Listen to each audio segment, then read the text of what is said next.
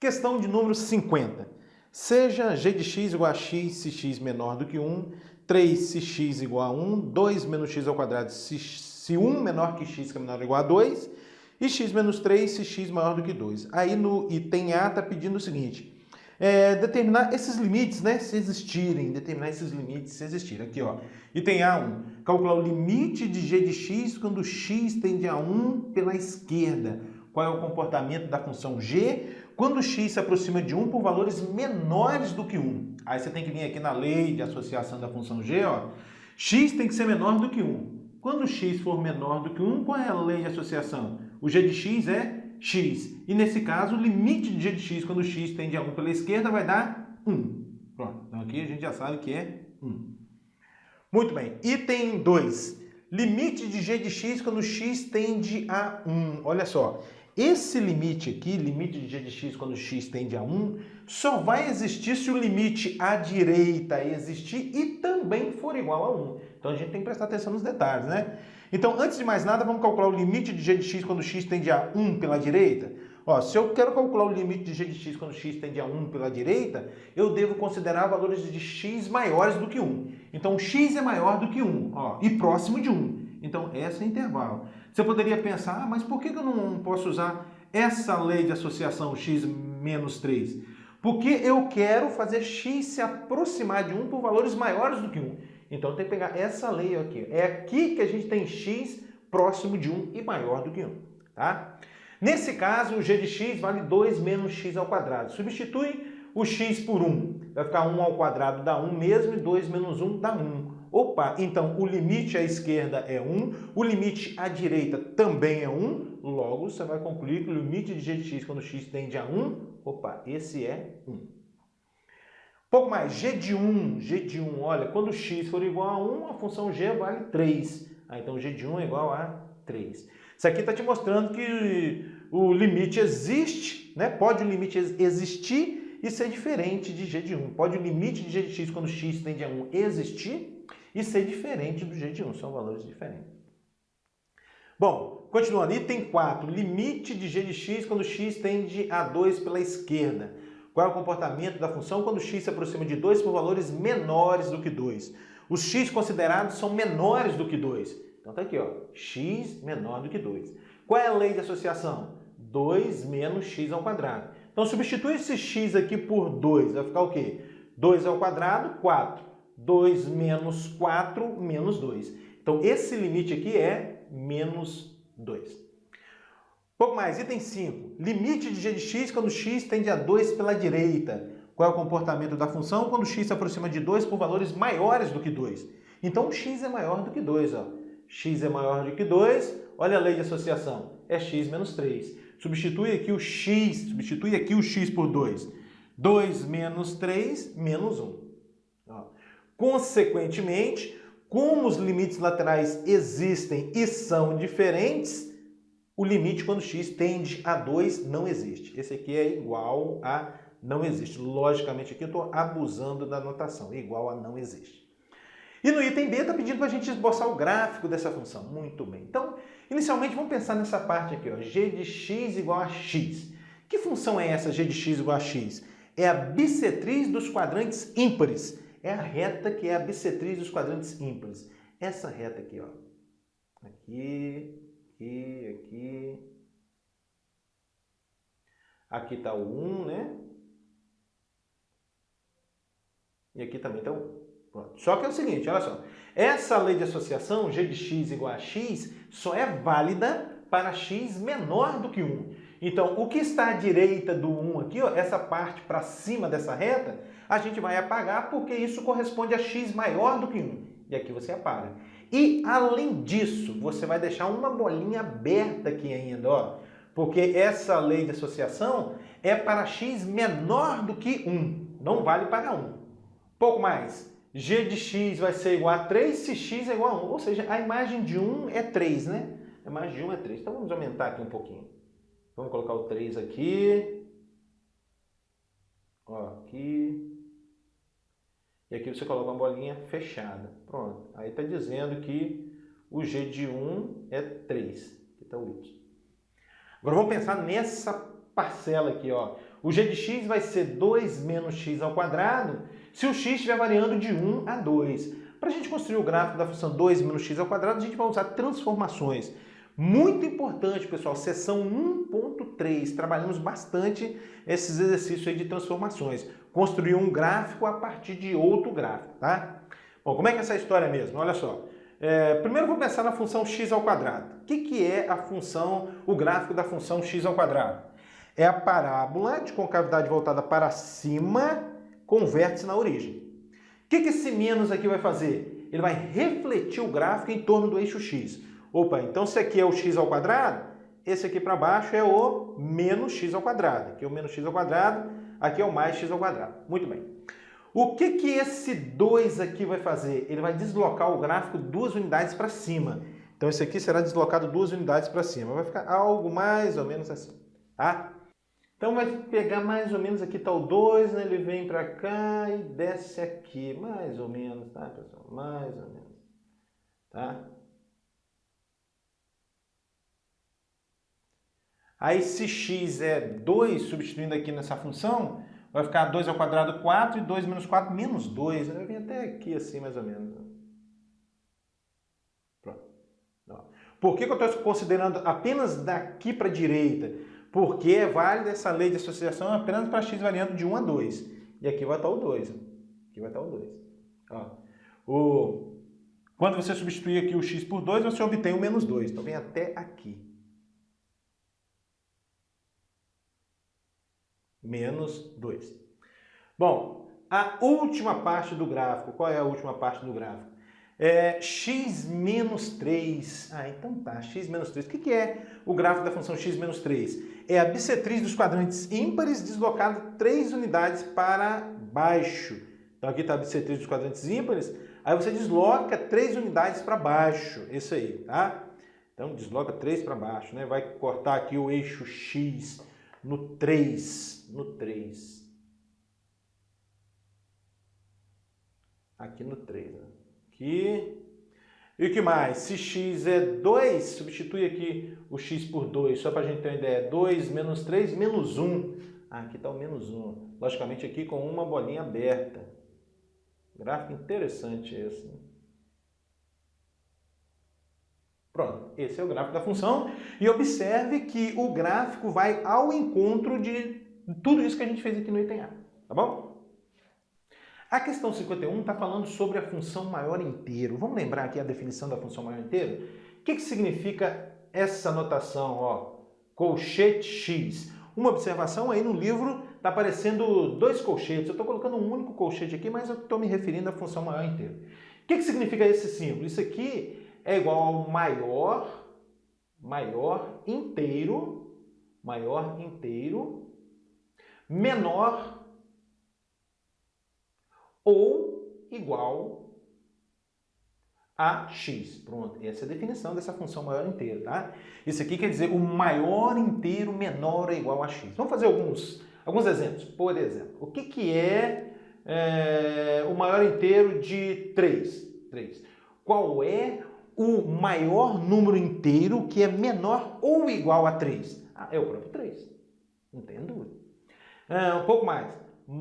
A função maior inteiro de menos 1. Qual é? Qual é o maior número inteiro que é menor ou igual a menos 1? É o próprio menos 1.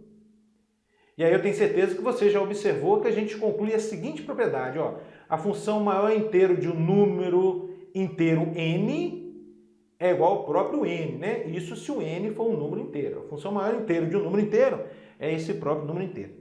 Bom, agora vamos trabalhar com as funções, com os números que não são inteiros. Por exemplo, o que é a função maior inteiro de 2,5? Tá? O que está te questionando aqui? Qual é o maior número inteiro que é menor ou igual a 2,5? É o 2, né? É o 2. Mais algum? Maior inteiro de 3,7. 3,7. Qual é o maior número inteiro que é menor ou igual a 3,7? Opa, esse é o 3. Mais um exemplo. Qual é a função maior inteiro de menos 3,9. Menos 3,9. Qual é o maior número inteiro que é menor ou igual a menos 3,9? Ah, tá. Então é o menos 4 esse aqui, né? Esse é o menos 4. Agora vamos fazer o seguinte, ó, vamos especular um pouco mais aqui, pessoal. Vamos especular um pouco mais esse negócio aqui. Para a gente poder atacar nossas questões ali de limite. Quais são os x tais que a função maior inteiro de x dá 2?